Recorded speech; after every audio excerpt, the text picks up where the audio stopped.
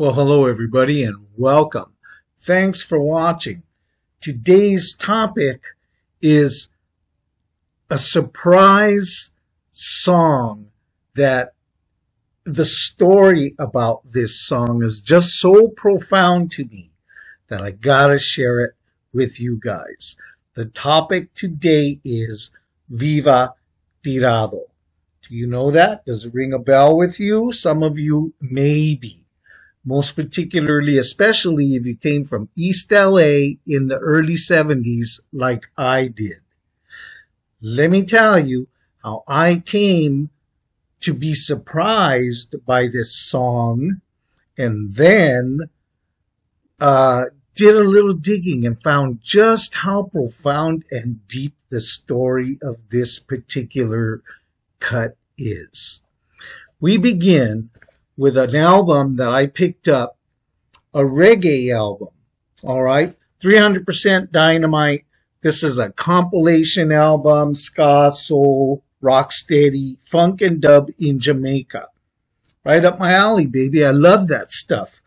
On here, on this album, Augustus Pablo is covering Viva Tirado. See if you recognize this. Let's see. Hopefully you can hear it, right? I'm going to play it for you here.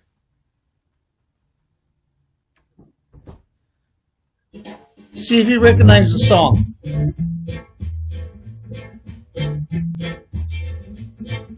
I love this beat.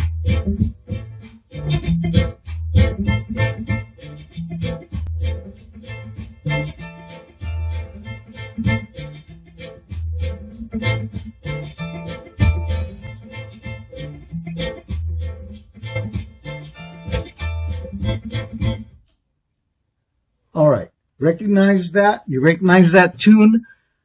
I buy this album. I don't even know this song is on there, right? I buy this album and I'm playing the album. I'm hearing it through.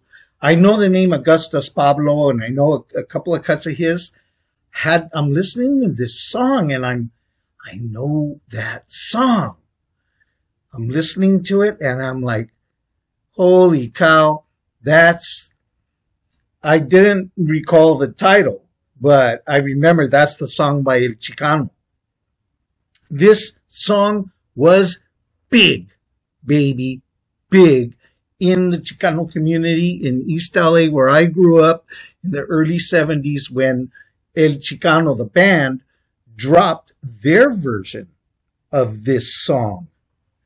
I said, wow, how does Augustus Pablo in Jamaica come to cover a song cut from the Chicano community back in the 70s? How does that happen?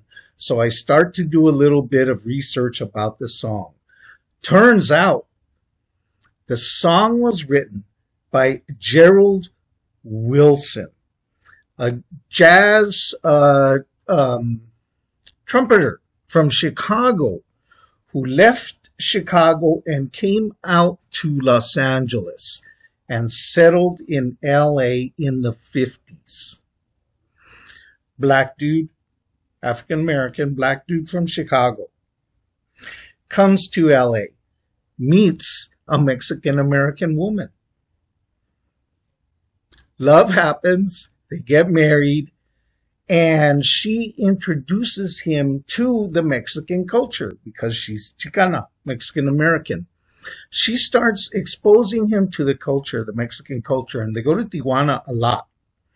They go to the bullfights and they see a bullfighter, young bullfighter named Tirado. He's so impressed by the grace and the flair of this bullfighter because that's the art form, that's what you do. It's almost like a dance, and he's so impressed by Tirado that he goes home and he writes the song, our song that we're talking about, Viva Tirado. And he writes that song. All right. Now, that song is born of the birth of, the black dude from Chicago meets Chicana from LA, and then this song sprouts, and then we move forward to Los Angeles, and again the blending of the black and brown, where we have the music scene was very much blended back then in the 60s, late 60s and 70s. And there was a band called the VIPs, or the Vips maybe, but I think it was the VIPs. Anyway, they were kids from San Gabriel High School and San Gabriel Mission. And they had a band called the VIPs, and they were playing in a club in central LA, in African American section of LA, I think in Compton. But I don't want to just blurt it out because I might be wrong. My memory is faulty. There's a lot I'm going to try to remember to tell you in this story, so I might get one or two things wrong or forget. But maybe it was in Compton. Anyway, they're playing this club in Compton. And there's another guy who's kind of like the head producer and launcher of trying to get the Chicano music going, Chicano side, East Side sound going. And he's in there and he's hearing this band and wants to get them, thinks they're good, and says he's going to get them to play. So now again, the marriage of the black and the brown, because the browns are playing in the black side of town, and then another brown is here. That dude was from East LA, the producer, and they get together anyway. He gets together with the band, and the band becomes El Chicano. Name change from the VIPs, and it becomes El Chicano. And this is where I come into the story, because in 1970 they recorded and released Viva Tirado, that version. Now, have you ever heard it? Now, this might be low, but I have it on max volume, but hopefully you can hear it. Here's El Chicano's version.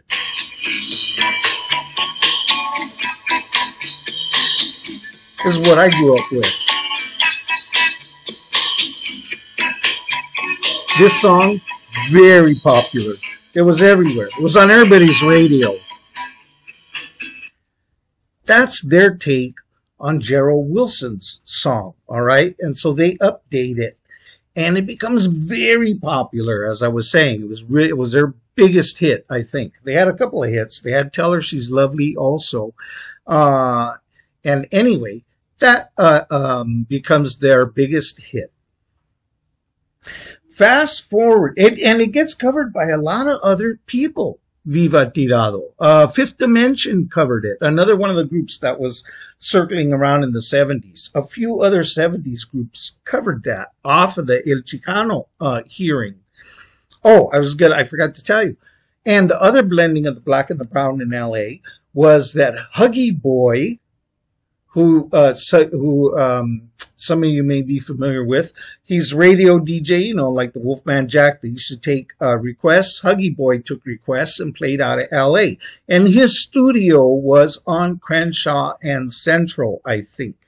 And he used to call out that was where his studio was being broadcast from, his show, Huggy Boy.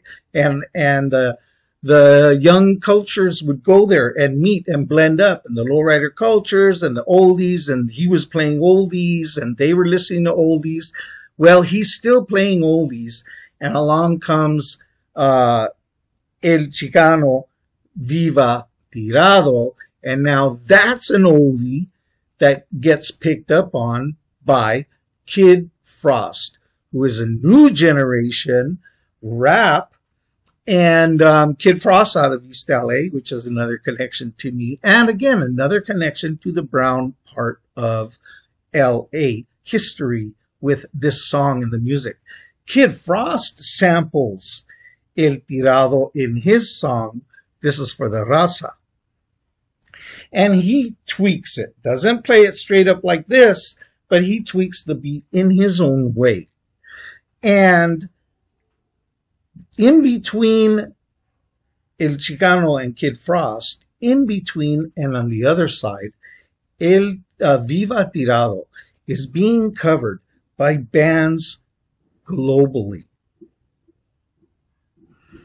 Belgium, other cities in Europe, the Caribbean, Jamaica.